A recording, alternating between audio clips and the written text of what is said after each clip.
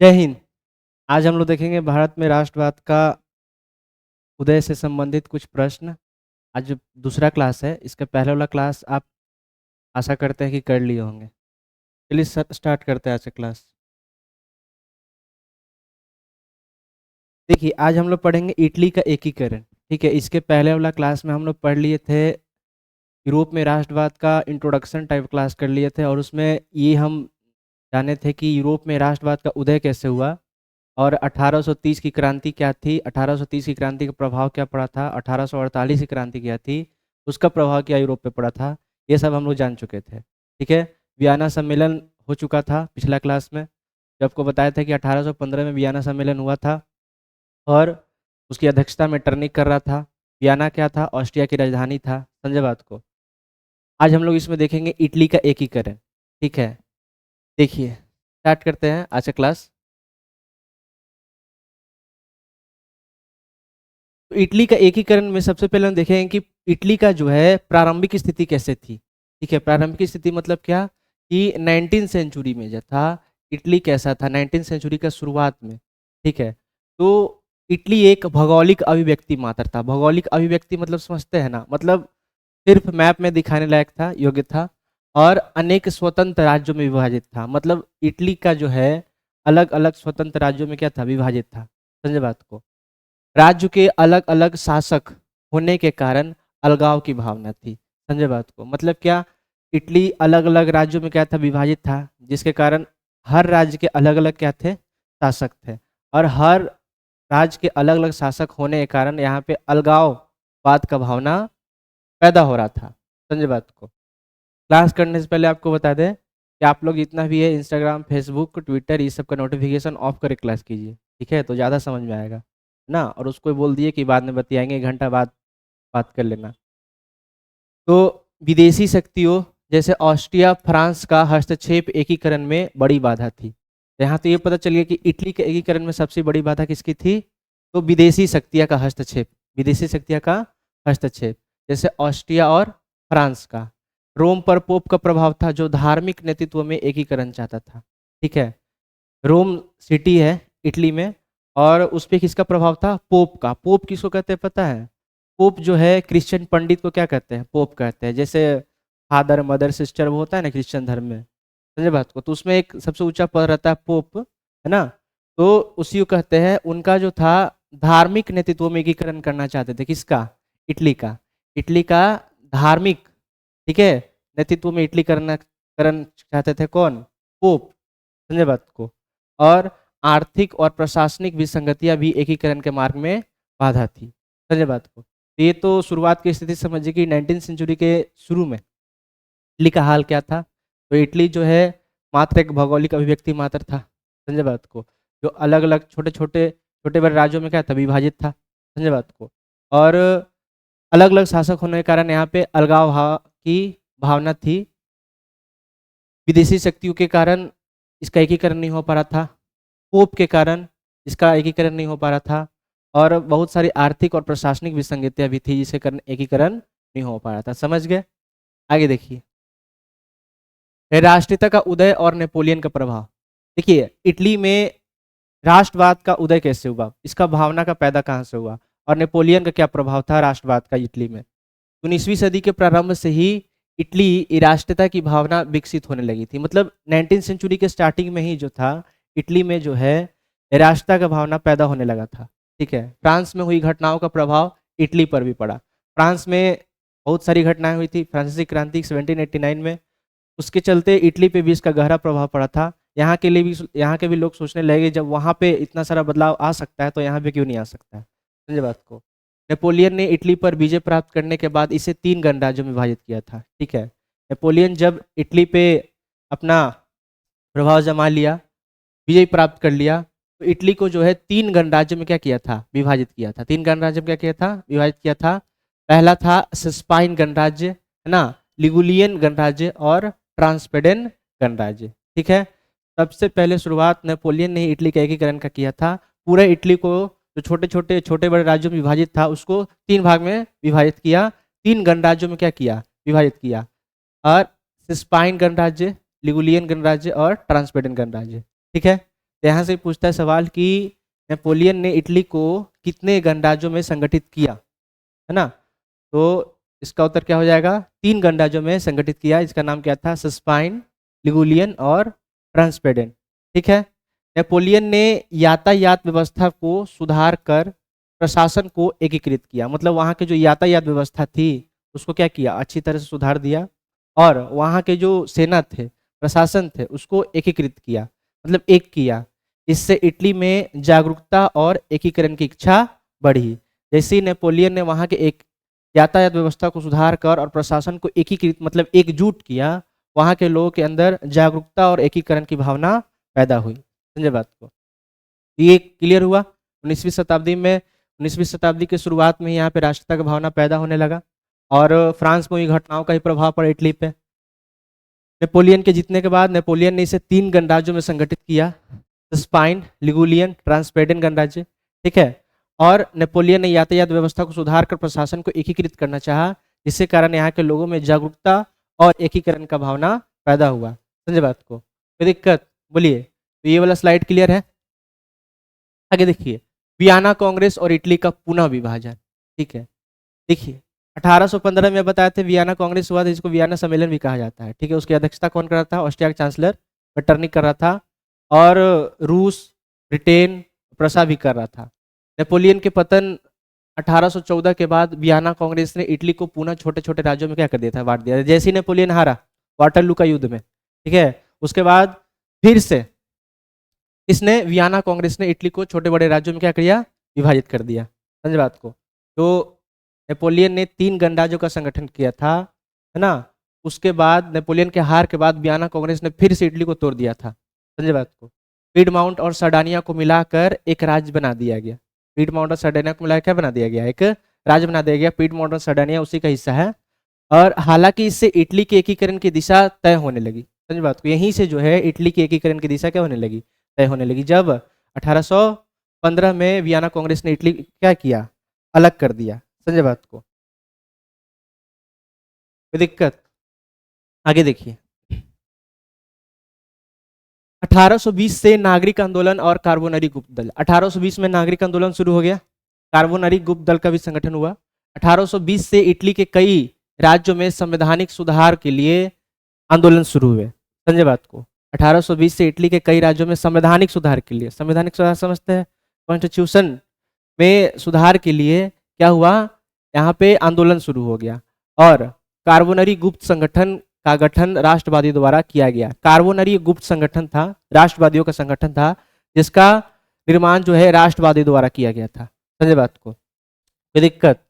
आगे क्या बोल रहा है, इसका उद्देश्य छापामार युद्ध के जरिए राजतंत्र को समाप्त कर गणराज्य स्थापित करना था। समझे बात को। तो कार्बोनरी संगठन का मुख्य उद्देश्य क्या था, छापामार युद्ध के जरिए, किसके जरिए, छापामार युद्ध के जरिए राजतंत्र को समाप्त कर गणराज्य की स्थापना करना था। गणराज्य को इंग्लिश में क्या बोलते हैं, रिपब्लिक। समझे बात को। ऐसा देश जो संविधान के अनुसार चले, ना कि राजा के अनुसार, है ना। और प्रसिद्ध राष्ट्रवादी नेता जूसफ मेजनी भी इस संगठन से क्या थे, जुड़े हुए थे। तो समझ गए 1820 में इटली का क्या हाल था। 1820 में नागरिक आंदोलन शुरू हुआ और कार्बोनरी गुप्त दल का गठन हुआ। समझे बात को। जिसका गठन किसने किया था, राष्ट्रवादियों ने किया था। इसका मुख्य उद्देश्य क्या था, छापामार युद्ध के जरिए राजतंत्र को क्या करना, समाप्त करना, और गणराज्य के क्या करना, स्थापना करना। ठीक है। तो कार्बोनरी संगठन का उद्देश्य क्या था, ये तो समझ गए, छापामार युद्ध के जरिए राजतंत्र को समाप्त करना और गणराज्य को क्या करना, स्थापित करना। ठीक है। प्रसिद्ध राष्ट्रवादी नेता जूसफ मेजनी भी इस संगठन से जुड़े हुए थे। यहां तक क्लियर है, कोई दिक्कत। आगे देखिए, 1830 की फ्रांसीसी क्रांति का प्रभाव क्या पड़ा था।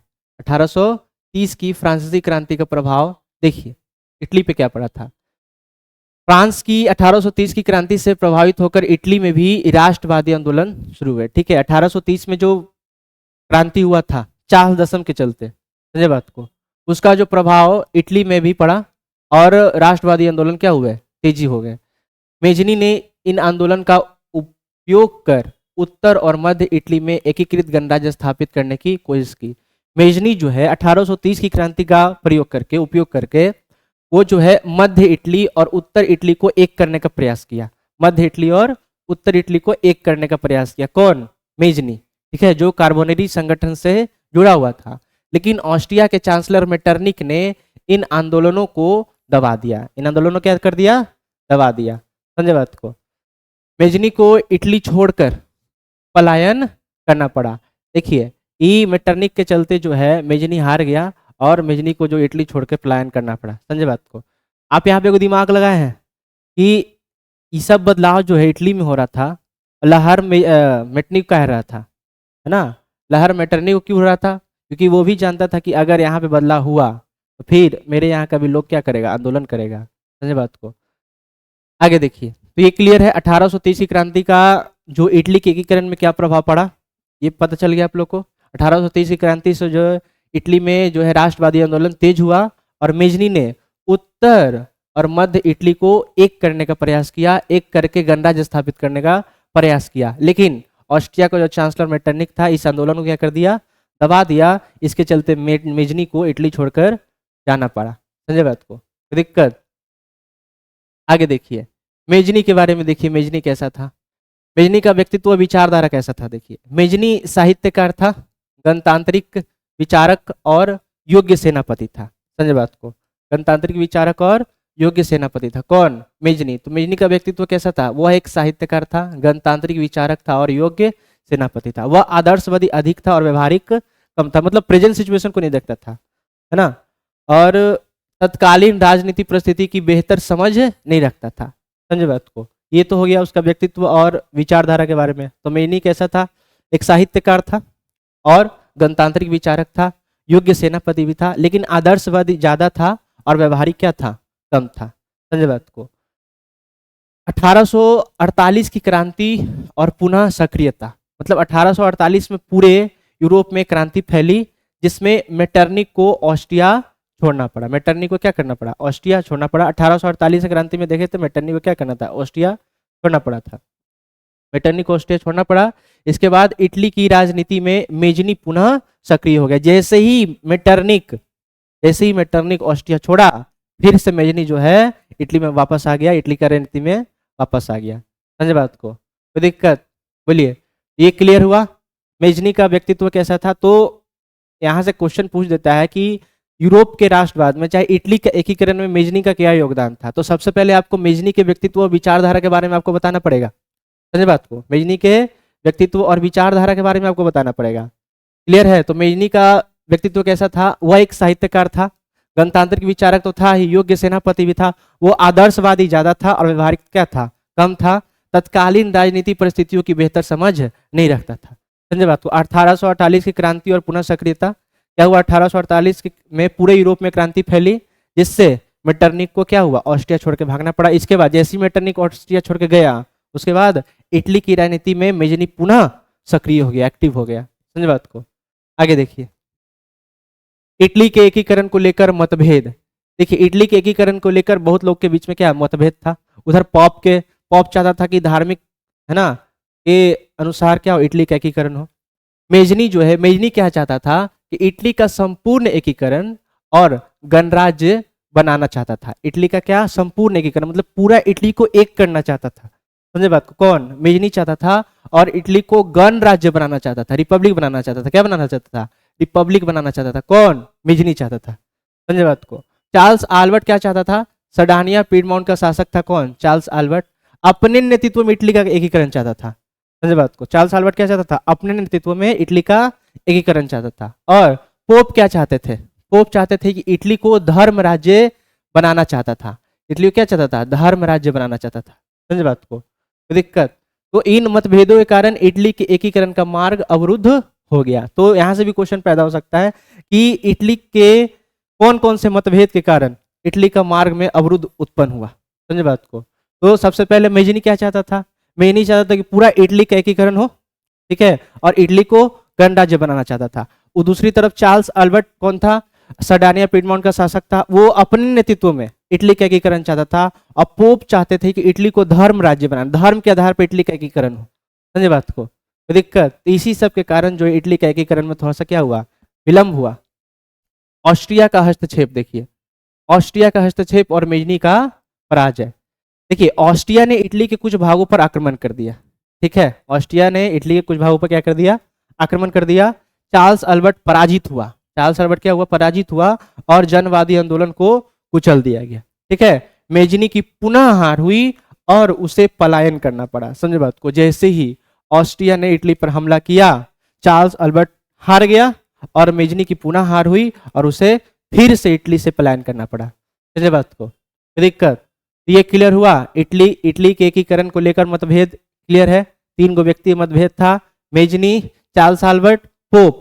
मेजनी क्या चाहता था, मेजनी चाहता था कि इटली का संपूर्ण एकीकरण हो और गणराज्य बनाना चाहता था, लेकिन चार्ल्स अल्बर्ट जो है अपने नेतृत्व में इटली का एकीकरण करना चाहता था। समझे बात को। और पोप क्या चाहते थे, इटली को धर्म राज्य मतलब बनाना, मतलब धर्म के आधार पर इटली का एकीकरण। कोई दिक्कत। ऑस्ट्रिया का हस्तक्षेप और मेजनी का पराजय।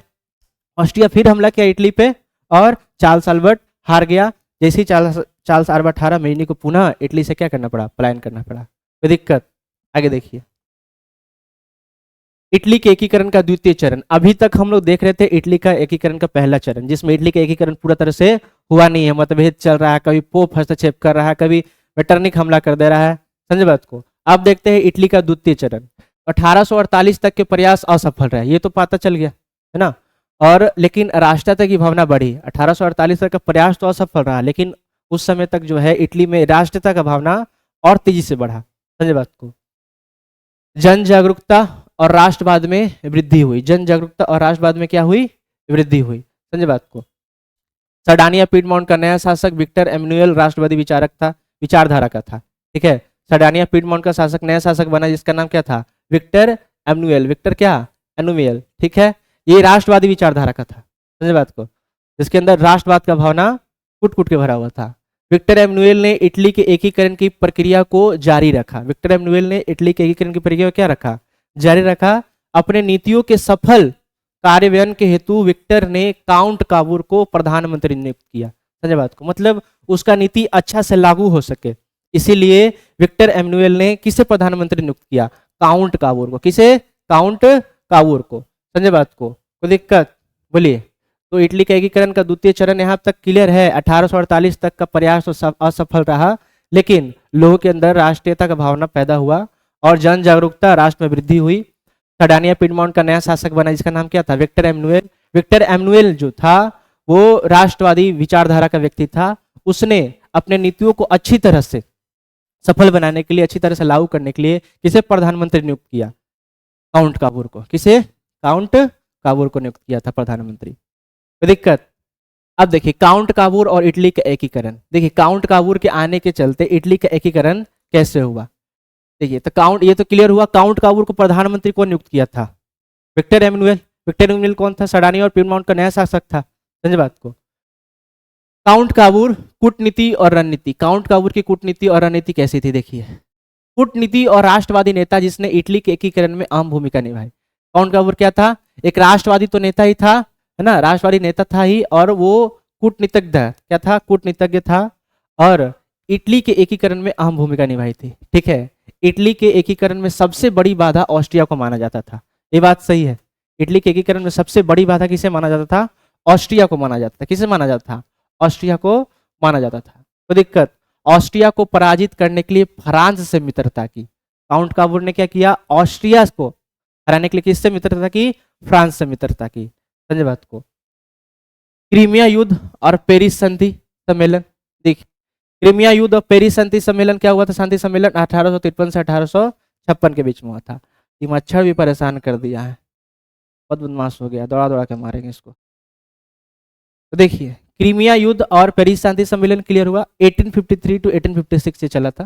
ठीक है, काबूल ने फ्रांस के आग्रह बिना ही उसकी ओर से युद्ध में क्या ले लिया, भाग ले लिया। समझे बात को। काबूल ने फ्रांस के आग्रह बिना ही उसकी ओर से युद्ध में क्या ले लिया, भाग ले लिया। युद्ध के बाद पेरिस शांति सम्मेलन में इटली को शामिल किया गया है। ठीक है, युद्ध के बाद पेरिस शांति सम्मेलन में किसे, इटली को शामिल किया गया, जिससे उसकी अंतरराष्ट्रीयता महत्ता बढ़ी। समझे बात को। और काबूल ने इस सम्मेलन में ऑस्ट्रिया के इटली में हस्तक्षेप को अवैध घोषित कर दिया। मतलब ये जो पेरिस में शांति सम्मेलन हुआ था, तो काबूल वहां पे डायरेक्ट बोल दिया कि ये जो है ऑस्ट्रिया का इटली में हस्तक्षेप करना क्या है, अवैध है, क्या है, ये सही नहीं है। समझे बात को। कोई दिक्कत। तो काउंट काबूर के बारे में पता चल गया। काउंट काबूर क्या था? कूटनीतिक था, राष्ट्रवादी नेता था, जिसने इटली के एकीकरण में अहम भूमिका निभाई थी। ठीक है, इटली के एकीकरण के लिए सबसे बड़ी बाधा किसे मानता था? वो ऑस्ट्रिया को मानता था, और ऑस्ट्रिया को पराजित करने के लिए फ्रांस से दोस्ती किया था। कौन? काउंट काबूर। ठीक है, क्रीमिया युद्ध और पेरिस शांति सम्मेलन क्लियर हुआ। क्रीमिया युद्ध, पेरिस शांति सम्मेलन कब? 1853 से 1856 तक चला था। ठीक है, काबूल ने फ्रांस के आग्रह बिना ही उसकी ओर से युद्ध में क्या ले लिया था? भाग ले लिया था। युद्ध के बाद पेरिस शांति सम्मेलन हुआ। क्या हुआ? पेरिस शांति सम्मेलन हुआ, जिसमें इटली को शामिल किया गया। इससे उसकी अंतर्राष्ट्रीय महत्ता बढ़ी, यानी इंटरनेशनल इंपॉर्टेंस क्या हुआ? इटली का बढ़ा। समझे बात को? काबूल ने इस सम्मेलन में डायरेक्ट बोल दिया कि ऑस्ट्रिया का इटली के एकीकरण में हस्तक्षेप करना क्या है? अच्छा बात नहीं है, मतलब अवैध घोषित कर दिया। समझे बात को? आगे देखिए, फ्रांस इटली संधि और ऑस्ट्रिया पर हमला। फ्रांस और इटली में क्या हुआ? संधि हुआ और ऑस्ट्रिया पे हमला हुआ 1859 टू 1860 में। देखिए, नेपोलियन तृतीय से संधि की, जिसके तहत फ्रांस ने ऑस्ट्रिया के खिलाफ सैन्य सहायता देने का वादा किया। ठीक है, फ्रांस और इटली के बीच में संधि हुआ, है ना, और नेपोलियन तृतीय ने संधि की इटली ने, जिसके तहत फ्रांस ने ऑस्ट्रिया के खिलाफ सैन्य सहायता देने का क्या किया? वादा किया। ठीक है, फ्रांस ने ऑस्ट्रिया के खिलाफ सैन्य सहायता देने का क्या किया? वादा किया। यानी फ्रांस वादा किया इटली से कि अगर आपका ऑस्ट्रिया से लड़ाई होता है तो हम जो है सैनिक सहायता करेंगे। ठीक है, बदले में नीस और सेवाय फ्रांस को सौंप दिया गया। नीस और सेवाय किसको दे दिया गया? फ्रांस को दे दिया गया। ठीक है, 1859 में ऑस्ट्रिया पीडमाउंट युद्ध हुआ। ठीक है, 1859 में क्या हुआ? ऑस्ट्रिया पीडमाउंट युद्ध हुआ, जिसमें फ्रांस के समर्थन से ऑस्ट्रिया को हराया गया। कोई दिक्कत? 1859 में ऑस्ट्रिया पीडमाउंट में क्या हुआ? युद्ध हुआ, जिसमें किसके सहायता से? फ्रांस के समर्थन से किसको हराया गया? ऑस्ट्रिया को हरा दिया गया। संधि के अनुसार लोम्बार्डी पर पीडमाउंट का अधिकार मिला, लेकिन वेनेशिया पर ऑस्ट्रिया के पास रहा। वेनेशिया किसके पास रहा? ऑस्ट्रिया के पास रहा। तो दिक्कत, तो फ्रांस इटली संधि और ऑस्ट्रिया का हमला क्लियर हुआ। नेपोलियन तृतीय से संधि किया कौन? इटली, और फ्रांस जो है वादा किया कि हम ऑस्ट्रिया के खिलाफ सैन्य सहायता देंगे। ठीक है, बदले में इटली ने क्या दिया? नीस और सेवाय फ्रांस को सौंप दिया। ठीक है, 1859 में ऑस्ट्रिया पीडमाउंट युद्ध हुआ, जिसमें ऑस्ट्रिया हारा, लेकिन किसके मदद से हारा? फ्रांस के समर्थन से हार गया। कौन? ऑस्ट्रिया, क्योंकि फ्रांस किसका समर्थन कर रहा था? इटली का समर्थन कर रहा था। संधि के अनुसार लोम्बार्डी पर पीडमाउंट का अधिकार मिला, लेकिन वेनेशिया अभी भी ऑस्ट्रिया के पास रहा। आगे देखिए, मध्य इटली और उत्तरी इटली का एकीकरण। ये कब हुआ था? 1860 से 1861 के बीच में। देखिए, काबूल ने उत्तर और मध्य इटली की रियासतें जैसे परमा, मेडेना और टस्कनी आदि का पीडमाउंट में विलय किया। ठीक है, काबूल ने मध्य और उत्तरी इटली की रियासतों को क्या किया? विलय किया, मतलब एक किया। किसमें? पीडमाउंट में विलय किया, और जनमत संग्रह कराकर इसे वैधता दिलाई। मतलब जनमत संग्रह मतलब लोगों की सहमति के से इसे क्या किया? वैधता दिलाया। फ्रांस ने विलय का विरोध ना करने की शर्त रखी, लेकिन जनमत संग्रह कराया। फ्रांस नहीं चाहता था कि, है ना, फ्रांस ने विलय का विरोध ना करने की शर्त रखी, लेकिन जनमत संग्रह कराया गया। गैरीवाल्डी का दक्षिणी इटली अभियान। देखिए, गैरीवाल्डी ने दक्षिणी इटली को एकीकरण के लिए संघर्ष किया। ठीक है, गैरीवाल्डी जो अलग से दक्षिण इटली को एकीकरण करना चाहता था। ठीक है, सिसिली और नेपल्स पर हमला किया, जनता का समर्थन मिला और गणराज्य की स्थापना की। उधर मध्य और उत्तरी इटली का एकीकरण कौन कर रहा था? काबूल कर रहा था। ठीक है, इधर दक्षिणी इटली का एकीकरण कौन कर रहा था? गैरीवाल्डी कर रहा था। समझे बात को? सिसिली और नेपल्स पर हमला किया, जनता का समर्थन मिला और गणराज्य की वहां पे क्या हो गया? स्थापना हो गया। दिक्कत, अतः अंततः गैरीवाल्डी ने जीते हुए क्षेत्र विक्टर एमनुएल को क्या कर दिया? सौंप दिया। विक्टर एमनुएल को क्या कर दिया? सौंप दिया। कोई दिक्कत? आगे देखिए, ये तो क्लियर हुआ।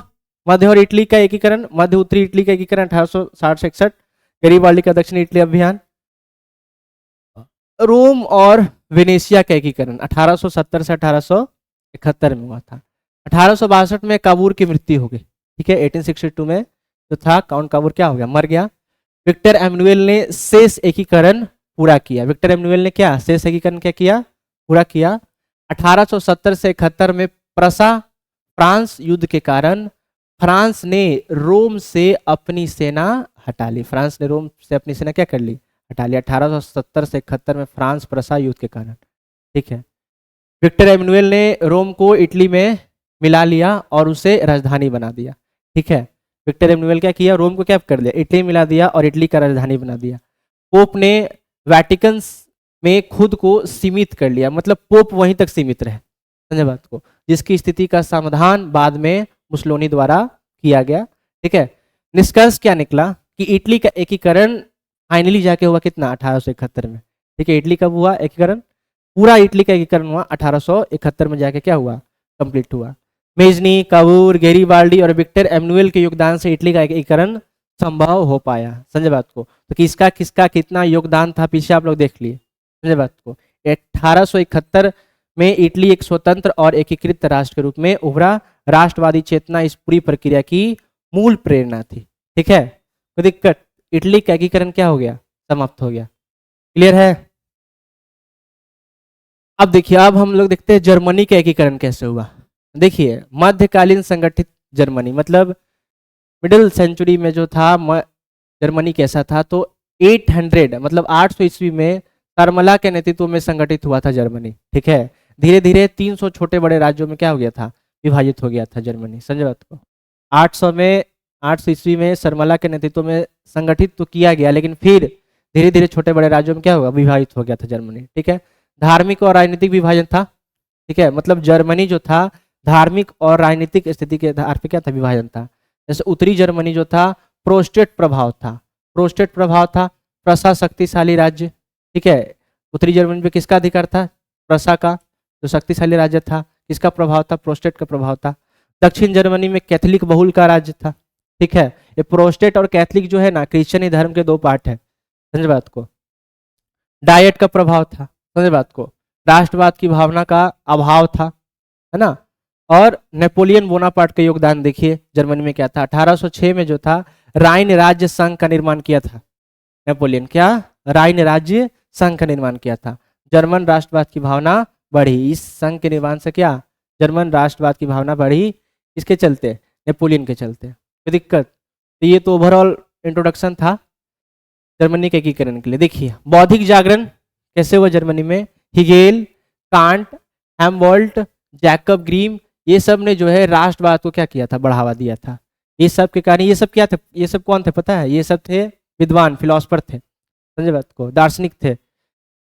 कवियों, चित्रकारों ने भी देशभक्ति जागरूकता बढ़ाई। बहुत सारे पोएट थे, चित्रकार थे, पेंटर थे, उन्होंने भी राष्ट्रवादी भावनाओं क्या किया, बढ़ावा दिया, समझे बात को। राष्ट्रीय आंदोलन में विद्यार्थियों की भूमिका रही, वहाँ के जो स्टूडेंट थे उन्होंने भी राष्ट्रवादी आंदोलन में अपनी भूमिका निभाई। शिक्षकों, विद्यार्थियों ने ब्रुसेन सेफ्ट नामक एक सभा बनाई। ठीक है, ब्रुसेन सेफ्ट नामक उन्होंने क्या बनाया, सभा बनाया। मेटरनिक ने दमनकारी काल्सवाद आदेश लागू कर दिए। ठीक है, मेटरनिक यहाँ भी आ गया, इहो नहीं चाहता, यहाँ भी नहीं चाहता था कि इटली का क्या हो, जर्मनी क्या हो, एकीकरण हो। ठीक है, तो मेटरनिक ने क्या किया, दमनकारी काल्सवाद आदेश जारी कर दिया। ठीक है, आर्थिक परिस्थितियां और जोल्वेरिन, देखिए जर्मन व्यापारियों ने जोल्वेरिन आर्थिक संघ बनाया।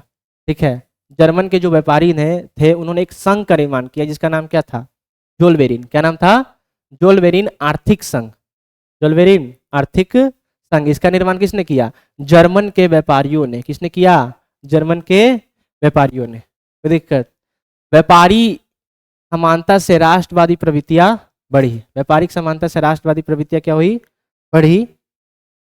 1830 और 1848 की क्रांति का प्रभाव क्या पड़ा, फ्रांस में 1830 और 1848 की क्रांति हुआ था, उसका प्रभाव जर्मनी पे क्या पड़ा कि फ्रांस की क्रांतियों ने जर्मन राष्ट्रवाद को क्या किया, प्रेरित किया। ठीक है, और 1848 में फ्रैंकफर्ट संसद ने जर्मन एकीकरण का प्रस्ताव रखा। 1848 के क्रांतिकरण के बाद फ्रैंकफर्ट संसद ने जर्मन के एकीकरण का प्रस्ताव रखा। ठीक है, जर्मनी के क्या करा, एकीकरण का प्रस्ताव रखा। फ्रांस के राजा प्रसा के राजा फ्रेडरिक विलियम ने इसे अस्वीकार कर दिया। प्रसा के जो राजा थे उन्होंने जर्मनी के एकीकरण का जो प्रस्ताव था उसे क्या कर दिया, अस्वीकार कर दिया। ठीक है, तो दिक्कत, विद्यार्थियों की क्या भूमिका रही, ये क्लियर हुआ। बौद्धिक जागरण कैसे महत्वपूर्ण था जर्मनी का एकीकरण में, ये भी क्लियर हुआ। आर्थिक परिस्थितियां और जोल्वेरिन क्या था, ये क्लियर हो गया, है ना। 1830 और 1848 की क्रांति जर्मनी के एकीकरण के में क्या प्रभाव डाला, ये सारा बात समझ गया।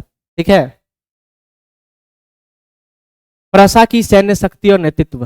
देखिए, फ्रेडरिक विलियम की मृत्यु के बाद, फ्रेडरिक विलियम के मृत्यु के बाद विलियम प्रथम शासक बना, ठीक है। और औद्योगिक क्रांति और आधारभूत संरचना का विकास हुआ। औद्योगिक क्रांति और आधारभूत संरचना का विकास हुआ, समझे बात को। औद्योगिक क्रांति समझते हैं, जो पुराने तरीकों का जो इस्तेमाल पहले उत्पादन में होता था उसको छोड़ के नए तरीकों का, नए मशीनों का उपयोग होने लगा, ठीक है। चांसलर बिस्मार्क को नियुक्त किया गया। किसे बनाया गया? चांसलर बिस्मार्क को नियुक्त किया गया, जिसने कूटनीति और युद्धों से एकीकरण को आगे बढ़ाया। इस प्रकार जर्मनी का एकीकरण प्रसा के नेतृत्व में हुआ और अंततः 1871 में क्या हो गया? पूरा हो गया। दिक्कत, जर्मनी का एकीकरण कब हुआ? 1871 में पूरा हो गया। किसके नेतृत्व में? है ना, प्रसा के नेतृत्व में। कोई दिक्कत?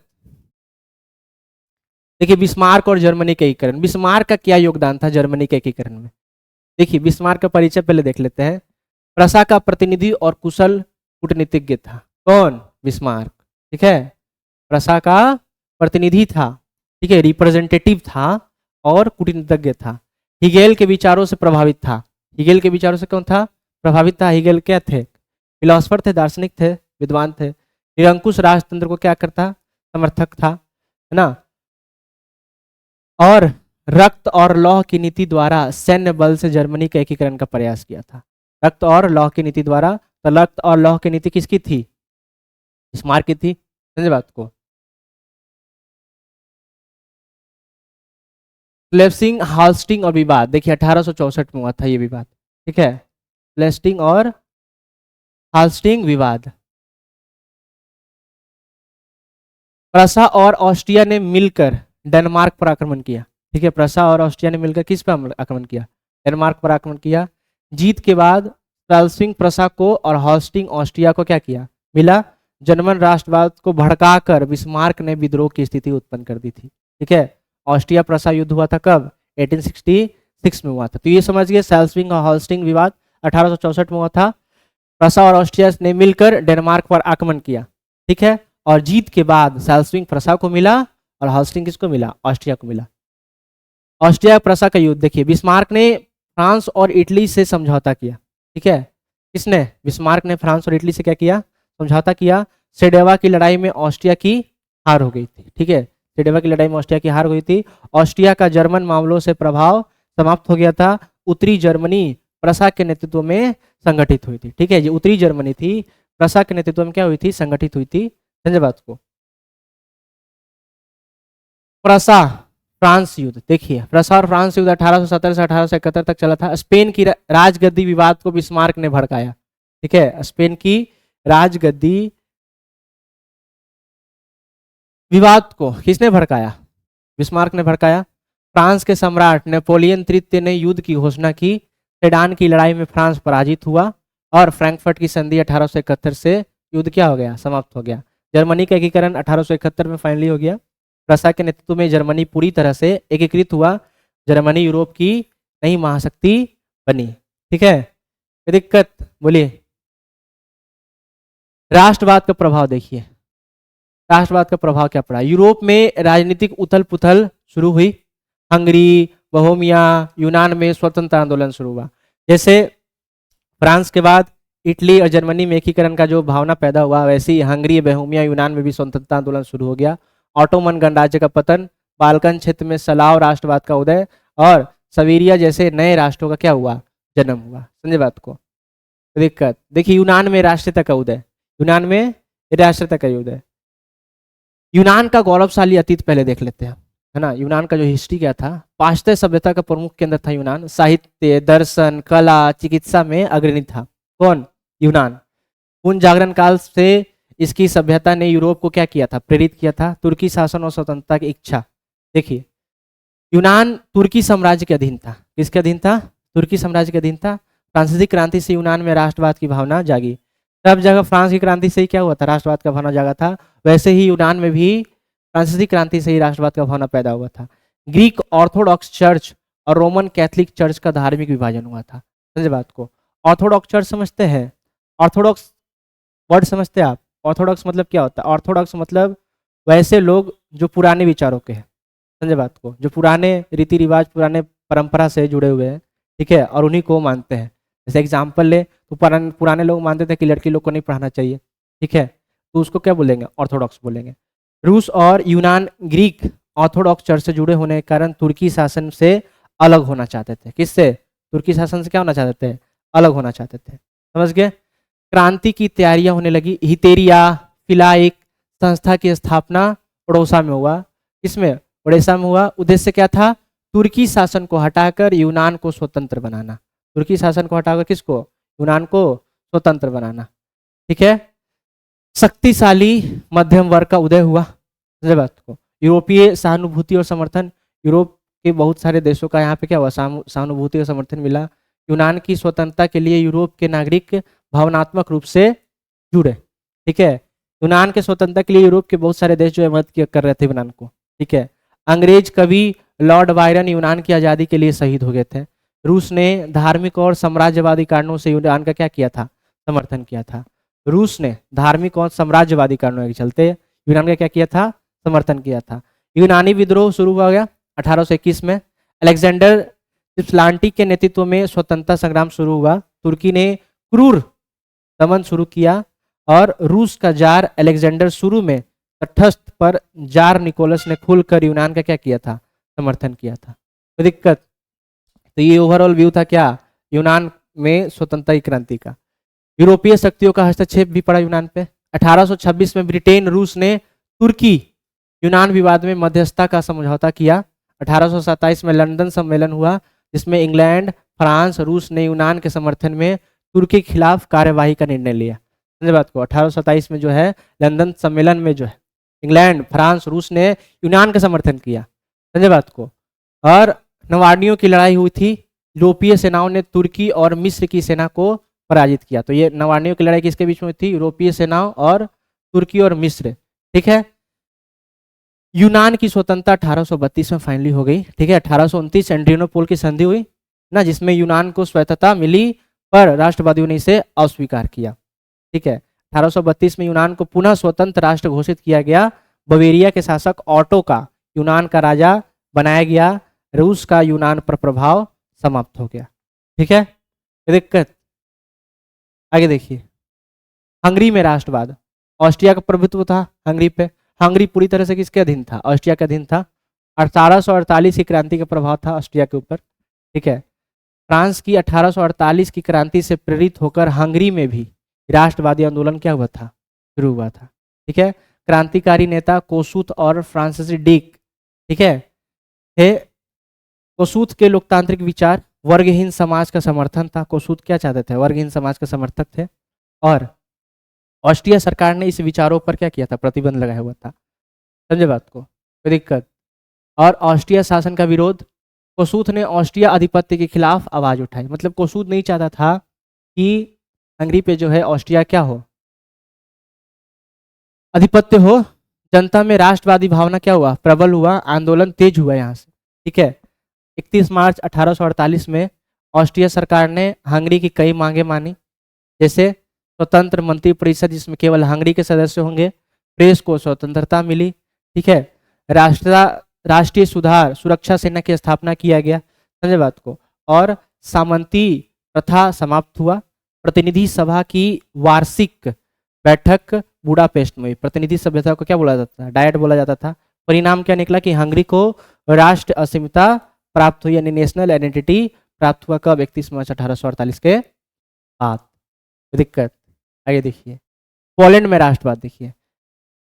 राष्ट्रवादी भावना, पोलैंड में राष्ट्रवाद की भावना ने के एकीकरण रूसी शासन के खिलाफ विद्रोह शुरू किया। क्या किया?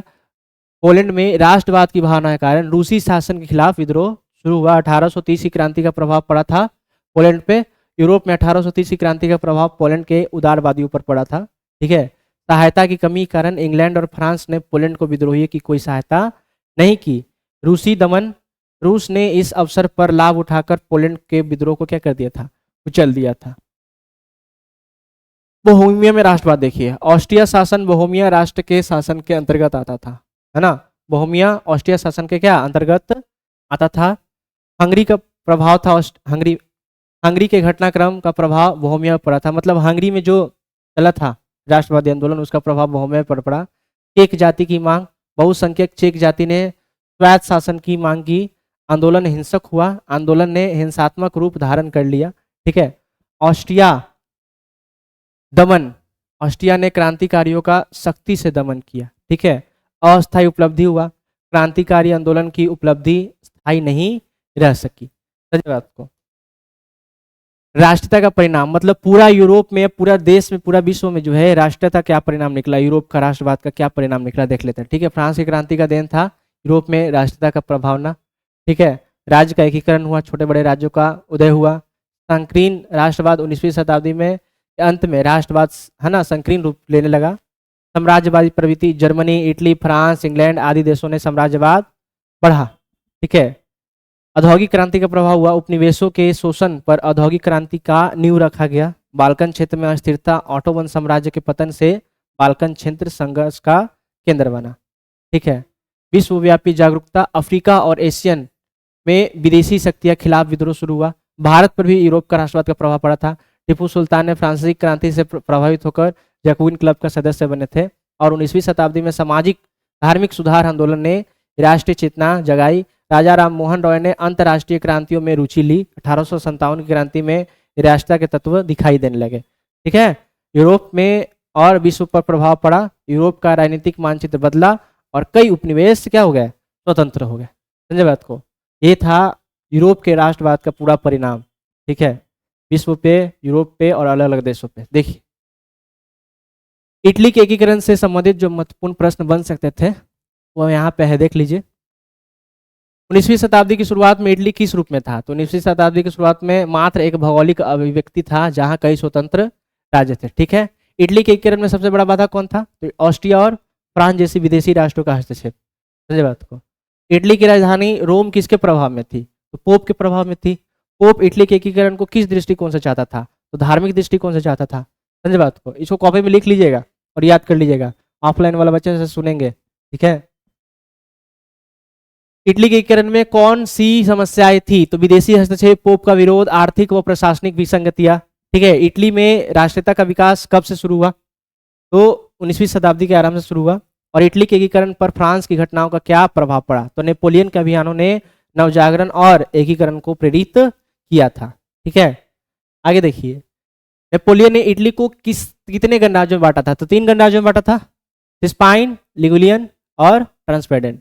वियना कांग्रेस 1815 ने इटली के लिए क्या निर्णय लिया, तो इटली को पुराने स्वरूप में लाने के लिए पीडमाउंट और सरडानिया का एकीकरण किया। ठीक है। 1820 ईस्वी में इटली में कौन सा आंदोलन शुरू हुआ, तो संवैधानिक सुधारों के लिए नागरिक आंदोलन शुरू हुआ। कार्बोनिर क्या था, एक गुप्त राष्ट्रवादी संगठन था जिसका उद्देश्य छापामारी युद्ध के माध्यम से राजतंत्र को नष्ट कर गणराज्य को क्या करना था, स्थापित करना था। और प्रसिद्ध राष्ट्रवादी नेता मेजनी किस संगठन से जुड़े हुए थे, तो इसी संगठन से, कार्बोनरी। ठीक है। 1830 की फ्रांसीसी क्रांति का इटली पर क्या प्रभाव पड़ा, तो इटली में भी नागरिक आंदोलन शुरू हुए। मेजनी ने इटली में क्या प्रयास किए, तो उत्तरी और मध्य इटली में एकीकृत गणराज्य स्थापित करने का प्रयास किया मेजनी। इटली के राष्ट्रवादी आंदोलन को किसने दबा दिया, तो ऑस्ट्रिया के चांसलर मेटरनिक दबा दिया। मेटरनिक की नीति के कारण मेजनी को क्या करना पड़ा था, तो इटली से पलायन करना पड़ा था। समझे बात को। इटली के एकीकरण में प्रमुख भूमिका निभाने वाले 3 नेता कौन थे, तो मेजनी, काबूर और गैरिबाल्डी। युवा इटली संगठन की स्थापना किसने की थी, तो ज्यूसेफ मेजनी ने। ठीक है। युवा इटली संगठन का उद्देश्य क्या था, तो इटली के विदेशी शासक से मुक्त कर एक लोकतांत्रिक गणराज्य बनाना था। ठीक है। इटली के एकीकरण में सबसे महत्वपूर्ण राज्य कौन सा था, सरडानिया, पीडमाउंट। सरडानिया के प्रधानमंत्री कौन थे जिन्होंने इटली के एकीकरण में योगदान दिया, तो काउंट कैमिलो दी काबूर।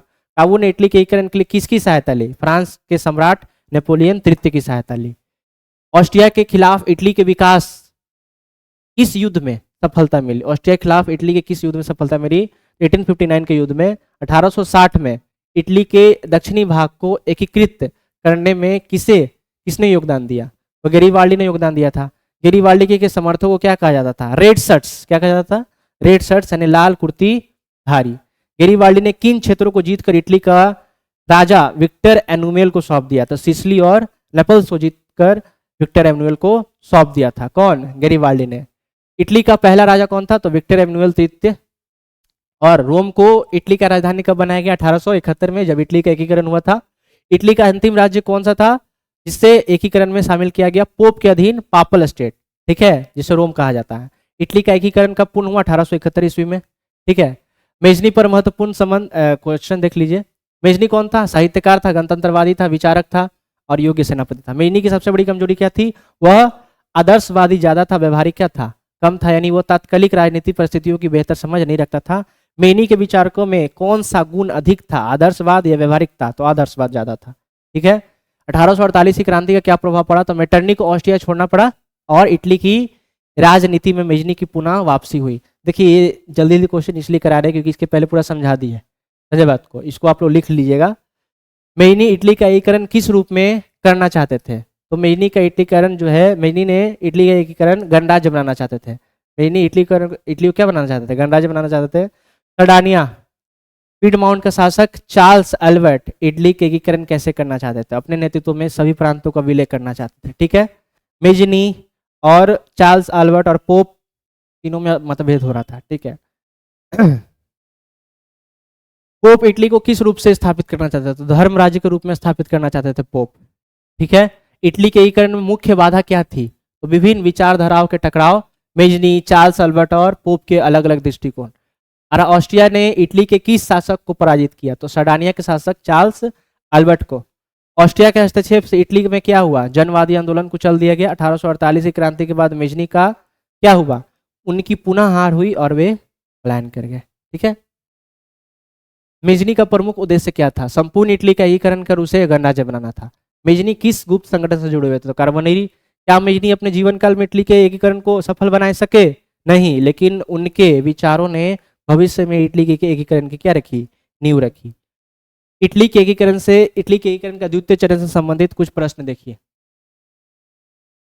1848 एकीकरण के प्रयासों का क्या परिणाम निकला? वे प्रयास असफल रहे। क्या रहे? असफल रहे। 1848 के बाद इटली में कौन सी भावना तेजी से बढ़ी? तो राष्ट्रीयता और जन जागरूकता की भावना तेजी से बढ़ी। इटली के एकीकरण में सबसे महत्वपूर्ण राज्य कौन सा था? तो सर्डानिया पीडमाउंट। सर्डानिया पीडमाउंट।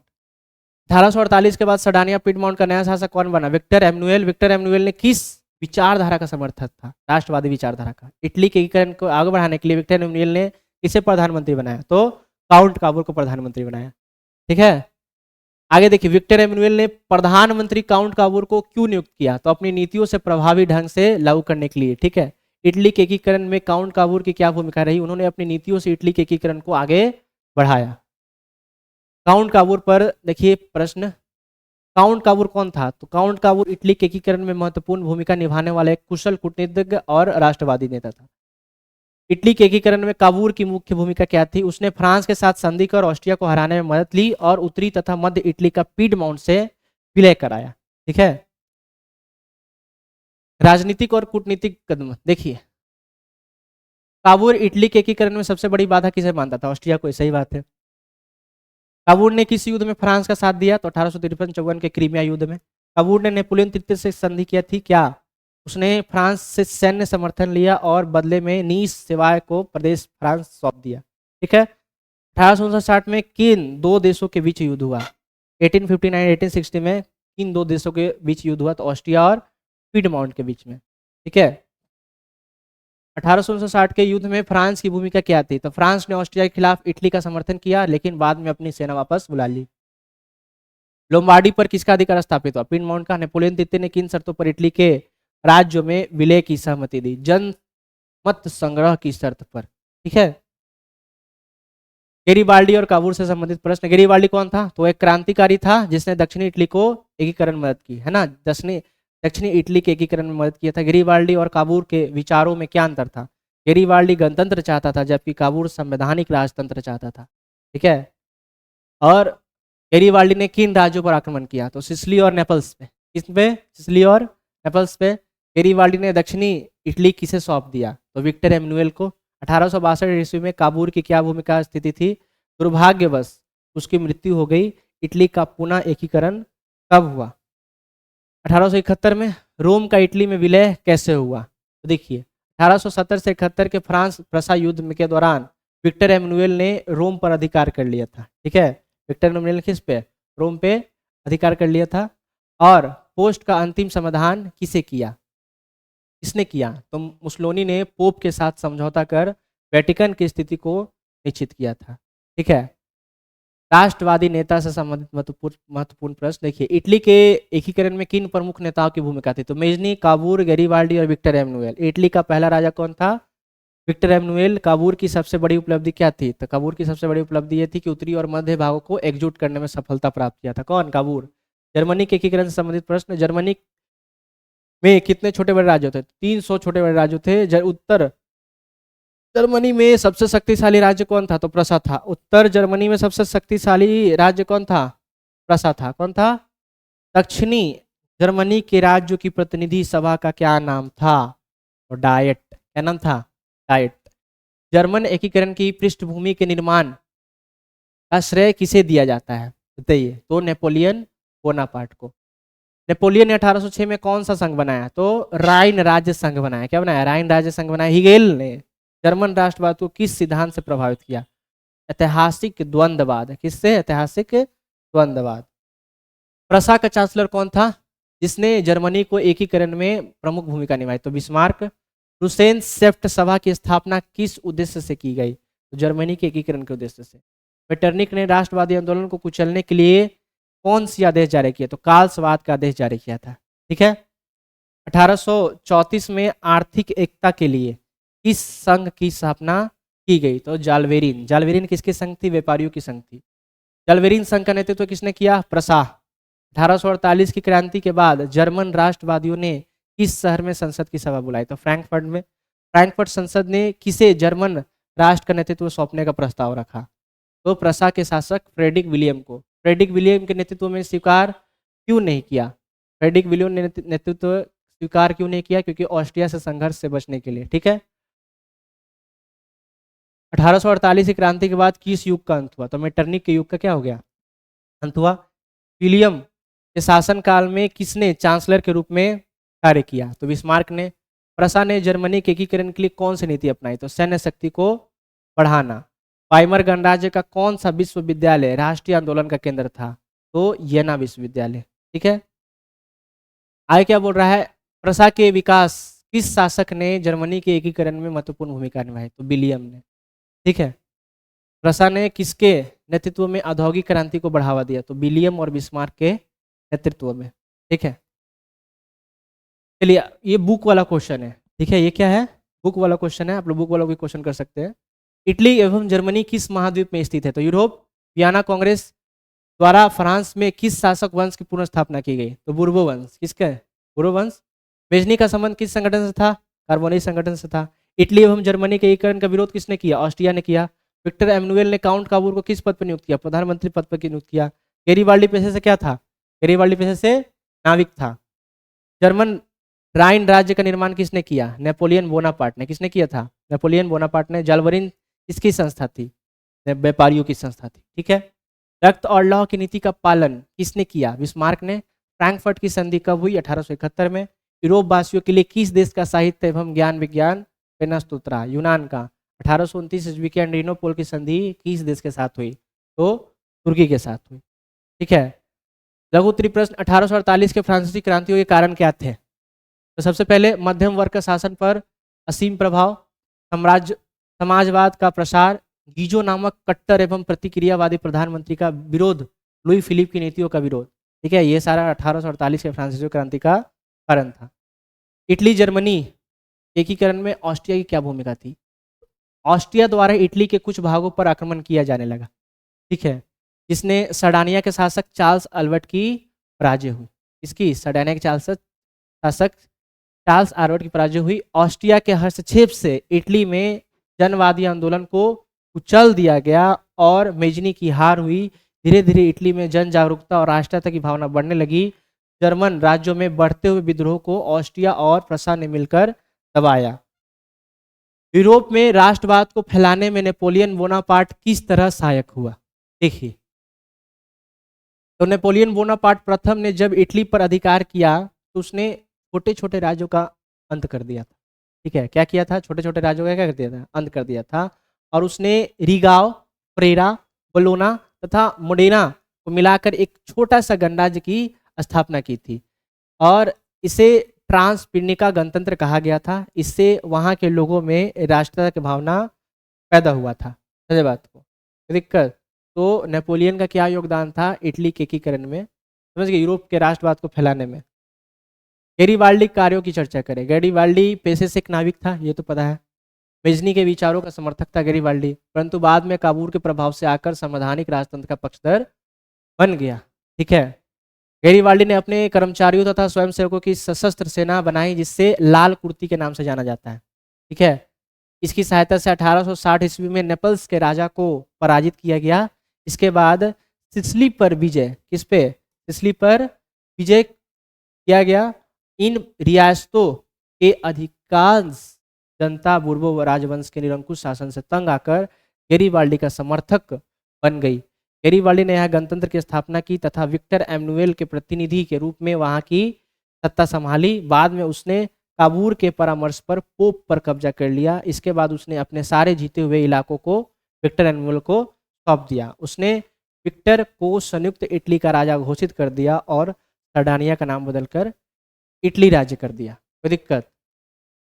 विलियम के बगैर जर्मनी का एकीकरण बिस्मार्क के लिए असंभव था। कैसे? देखिए, जनवरी 1830 में विलियम प्रथम प्रसा का शासक बना। ठीक है, विलियम प्रथम प्रसा का क्या बना? शासक बना। वह साहसी, व्यवहार कुशल और योग्य सैनिक था। सिंहासन पर बैठते ही उसने सैन्य शक्ति बढ़ानी शुरू कर दी और उसने जर्मन राष्ट्र को एकता के सूत्र में बांधने के उद्देश्य को ध्यान में रखकर महान कूटनीतिज्ञ बिस्मार्क को अपना चांसलर नियुक्त किया। अतः विलियम प्रथम ने के बिना जर्मनी के एकीकरण बिस्मार्क के लिए असंभव था। ठीक है, दीर्घ उत्तरीय प्रश्न देख लीजिए। इटली के एकीकरण में मेजनी, काबूल और गैरीबाल्डी का योगदान क्या था? तो पहली बात, मेजनी का योगदान क्या था? मेजनी एक साहित्यकार और सेनापति था, गणतांत्रिक विचारक था, समर्थक था, योग्य सेनापति था। यंग इटली की स्थापना किया था 1831 में और युवाओं को प्रेरित किया। युवाओं से कहा यदि समाज में क्रांति लानी है तो नेतृत्व युवाओं को सौंपो। ये किसने कहा था? मेजनी ने।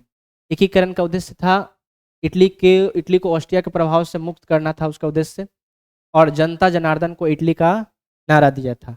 इस नारे में युवाओं में राष्ट्रवाद की भावना पैदा हुई। निवासन और प्रचार, उग्र विचारों के कारण इंग्लैंड निर्वासित हुए, वहां से रचनाओं द्वारा इटली के संविधानता संग्राम को प्रेरित कर रहे थे। इटली का पैगंबर में पैगंबर की उपाधि दी गई थी। किसको? मेजनी को, इटली का पैगंबर। ठीक है, काबूल का योगदान क्या था? काबूल क्या था? प्रधानमंत्री था। विक्टर एमनुएल सेकेंड ने सर्डानिया पिडमॉन्ट का प्रधान नियुक्त किया था। किससे? काबूल को। और कूटनीतिक नीति अपनाई थी इसने। इटली के एकीकरण के लिए कूटनीति का सहारा लिया था। फ्रांस से मित्रता की थी। नेपोलियन तृतीय से संधि कर ऑस्ट्रिया के खिलाफ युद्ध में सहायता प्राप्त किया था। उत्तरी इटली पर नियंत्रण किया था। 1859 में लोम्बार्डी पर अधिकार किया और इटली के उत्तर भाग को एकीकृत किया। राजतंत्र का समर्थक था। मेजनी के गणतंत्र के विपरीत संवैधानिक राजतंत्र का क्या था? पक्षधर था। गैरीबाल्डी का योगदान, इटली का तलवार कहा जाता है गैरीबाल्डी को। ठीक है, उसे इटली का तलवार कहा जाता है। लाल कुर्ती संगठन बनाया था। नेपल्स और सिसिली पर विजय, पोप पर अधिकार कर लिया था। विक्टर एमनुएल को सत्ता सौंपना, है ना, संयुक्त इटली की घोषणा, ये सारा क्या था? गैरीबाल्डी का योगदान था। समझे बात को? कोई दिक्कत? इसको आप लिख लीजिएगा। आगे देखिए, जर्मनी के एकीकरण में बिस्मार्क की भूमिका का वर्णन करें। तो 1848 ईस्वी क्रांति के बाद यह स्पष्ट हो गया कि जर्मनी के एकीकरण क्रांतिकारियों के प्रयत्नों से नहीं होना था। उसका एकीकरण एक सैन्य शक्ति प्रधान साम्राज्य के रूप में, ठीक है, शासकों द्वारा होना था और इस कार्य को पूरा किया बिस्मार्क ने। जनवरी 1830 में विलियम प्रथम प्रथा का क्या बना ना, विलियम प्रथम प्रसा का ना शासक बना और बिस्मार्क को चांसलर नियुक्त किया। विलियम प्रथम प्रसा क्या बना? शासक बना और उसने बिस्मार्क क्या किया? प्रसा होगा। ठीक है, प्रसा का शासक बना और उसने बिस्मार्क को चांसलर नियुक्त किया। बिस्मार्क प्रसा के नेतृत्व में जर्मनी का एकीकरण करना चाहता था, पर ऑस्ट्रिया उसका विरोध कर रहा था। बिस्मार्क जर्मन एकीकरण के लिए सैन्य शक्ति को महत्व को समझता था, अतः इसके लिए उसने रक्त और लौह की नीति का अवलंबन किया। उसने अपने देश में अनिवार्य सैन्य सेवा लागू कर दी। बिस्मार्क ने अपनी नीतियों से प्रसा का सुदृढ़ीकरण किया और इस कारण प्रसा ऑस्ट्रिया से किसी मान्य में कम नहीं रहा। तब बिस्मार्क ने डेनमार्क, ऑस्ट्रिया और फ्रांस के साथ युद्ध कर जर्मनी का एकीकरण करने में सफलता प्राप्त की। ठीक है, राष्ट्रवाद के उदय के कारणों एवं प्रभावों की चर्चा करें तो राष्ट्रवाद आधुनिक विश्व की राजनीतिक जागृति का प्रतिफल है। यह एक ऐसी भावना है जो किसी विशेष भौगोलिक, सांस्कृतिक या सामाजिक परिवेश में रहने वाले लोगों में एकता की वाहक बनती है। राष्ट्रवाद के उदय में के कारण पहला था यूरोप में पूर्ण जागरण, फ्रांस की राज्य क्रांति और तीसरा नेपोलियन का आक्रमण। ठीक है, यूरोप में पूर्ण जागरण के कारण कला, साहित्य, विज्ञान इत्यादि पर गहरा प्रभाव पड़ा और लोगों के दृष्टिकोण में परिवर्तन हुए, जिसने राष्ट्रवाद का बीजारोपण किया।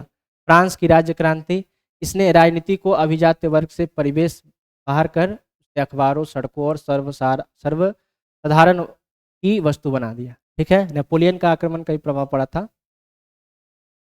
नेपोलियन ने जर्मनी और इटली के राज्यों को भौगोलिक नाम की परिधि से बाहर कर उसके वास्तविक एवं राजनीतिक रूपरेखा प्रदान की, जिससे इटली और जर्मनी के एकीकरण का मार्ग प्रशस्त हुआ।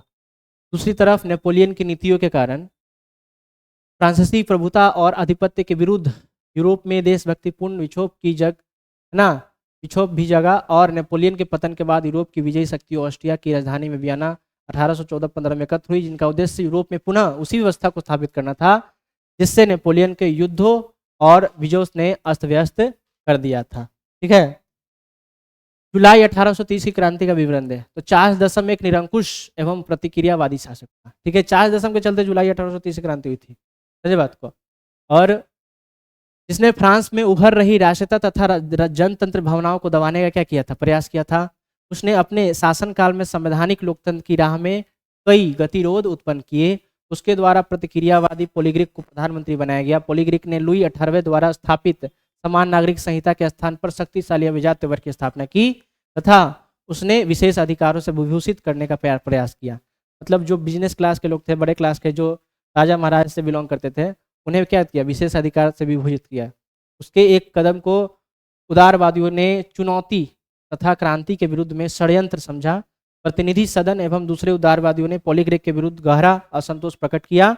चार्ल्स दशम ने इस विरोध की प्रतिक्रिया स्वरूप 25 जुलाई 1830 ईस्वी को 4 अध्यादेशों के विरोध में पेरिस में क्रांति की लहर दौड़ाई और फ्रांस में 28 जुलाई से गृह युद्ध प्रारंभ हो गया। इसे ही जुलाई 1830 की क्रांति कहते हैं। इसके साथ ही चार्ल्स दशम फ्रांस की राजगद्दी को त्याग कर इंग्लैंड चला गया और इस प्रकार फ्रांस में बुर्बो वंश के शासन का अंत हो गया और आर्लियंस वंश के लुई फिलिप को सत्ता दी गई। समझे बात को, दिक्कत। यूनानी स्वतंत्रता का आंदोलन का संक्षेप विवरण देते। यूनान की स्वतंत्रता का नाम 1821-1832 तक चला था। तुर्की साम्राज्य के अधीन था यूनान। यूरोप की सहानुभूति मिला इसे, रूस का समर्थन मिला। विद्रोह की शुरुआत 1821 में हुई थी। दिक्कत, यूनान तुर्की साम्राज्य के अधीन था जिसमें स्वतंत्रता के लिए आंदोलन शुरू हुआ था और यूनान के सांस्कृतिक गौरव के कारण समस्त यूरोप वासियों की सहानुभूति यूनान के साथ थी। इंग्लैंड के महान कवि लॉर्ड बायरन ने यूनान स्वतंत्रता के संग्राम में भाग लिया और शहीद हो गए। रूस ने धार्मिक एकता और साम्राज्यवादी महत्वाकांक्षा के कारण यूनान स्वतंत्रता का समर्थन किया। अलेक्जेंडर कीपसिलांटी के नेतृत्व में यूनान में 1821 में विद्रोह शुरू हुआ और जार निकोलस के सत्ता में आने के बाद रूस ने खुलकर यूनान का क्या किया, समर्थन किया था। अंतर्राष्ट्रीय मध्यस्थता 1826 में इंग्लैंड और रूस ने तुर्की यूनान विवाद में मध्यस्थता का काम किया, यानी बिचौले काम किया। फ्रांस का राजा चार्ल्स दशम भी यूनानी स्वतंत्रता में रुचि लेने लगा। लंदन सम्मेलन 1827 में हुआ था। इंग्लैंड, प्रसा और रूस ने तुर्की के खिलाफ यूनान के समर्थन में संयुक्त कार्रवाई का निर्णय लिया। नवार्नियों की लड़ाई 1827 में हुई थी। 3 देशों की संयुक्त सेना ने नवार्नियों की खाड़ी में तुर्की सेना को हराया था।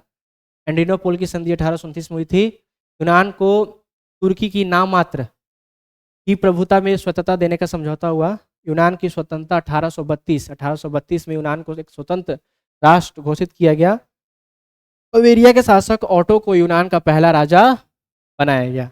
दिक्कत, आशा करते हैं आप लोग क्लास समझ में आया होगा और इसमें जितना ही प्रश्न कराए हुए हैं उसको अपने कॉपी में लिख ले और इसे याद करें और अभ्यास करें। धन्यवाद।